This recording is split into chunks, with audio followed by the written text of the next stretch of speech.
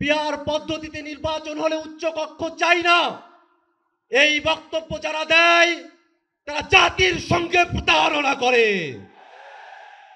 শুধু ক্ষমতার পালাবদলের জন্য 24-এর অভ্যুত্থান হয় নাই, ক্ষমতার ভারসাম্য নিশ্চিত করে নতুন গণতান্ত্রিক বাংলাদেশ বিনির্মাণের জন্য 24-এর অভ্যুত্থানে আমরা অংশ নিয়েছিলাম। বাংলাদেশে শুধু নির্বাচন দিয়ে এদেশের গণতন্ত্রকে সুরক্ষা দেওয়া সম্ভব নয়। 14, 18, 24-এ নির্বাচন হয়েছে, কিন্তু বাংলাদেশের গণতন্ত্রকে সুরক্ষা দেওয়া সম্ভব হয় নাই। এদেশের গণতন্ত্রকে সুরক্ষা দিতে হলে নির্বাচনের পূর্বেই মৌলিক সংস্কার বাস্তবায়ন করতে হবে। ক্ষমতার ভারসাম্যের প্রশ্নে উচ্চ কক্ষে ভোটের অনুপাতে পিআর পদ্ধতিতে নির্বাচন আয়োজন করতে হবে। পিআর পদ্ধতিতে নির্বাচন হলে উচ্চ কক্ষ চাই না, এই বক্তব্য যারা দেয় তারা জাতির সঙ্গে প্রতারণা করে। ভাইরা আমার,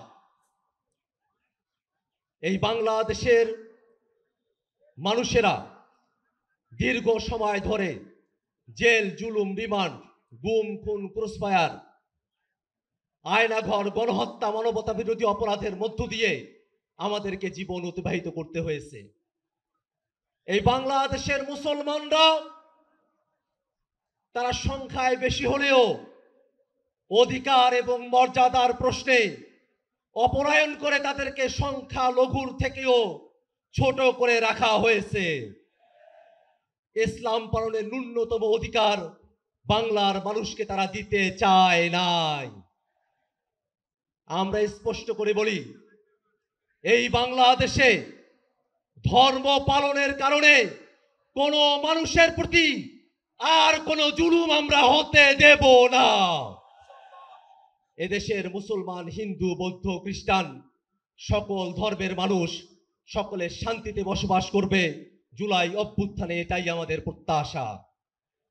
ভাইরা আমার, এই বাংলাদেশের মানুষের উপরে আওয়ামী লীগ এবং তার দোসরেরা যে গণহত্যা এবং মানবতা বিরোধী অপরাধ সংগঠিত করেছে, সেটাকে যদি বিচারের আওতায় না নিয়ে আসা হয়, 24-এর শহীদদের সঙ্গে বেঈমানি করা হবে। অতএব বাংলাদেশে ভবিষ্যতে যাতে আর কোনো ফ্যাসিবাদ এবং স্বৈরাচার জন্ম নিতে না পারে, ঠিক এই কারণে আওয়ামী লীগ এবং তার দোসরদেরকে অবিলম্বে বিচারের আওতায় দাঁড় করাতে হবে। ভাইরা আমার, বাংলাদেশে জাতিসংঘের মানবাধিকার কমিশনের অফিস হবে। রাজনৈতিক দলগুলোকে আলোচনার বাইরে রেখে অন্তর্বর্তীকালীন সরকার এই সিদ্ধান্ত নিতে পারে না।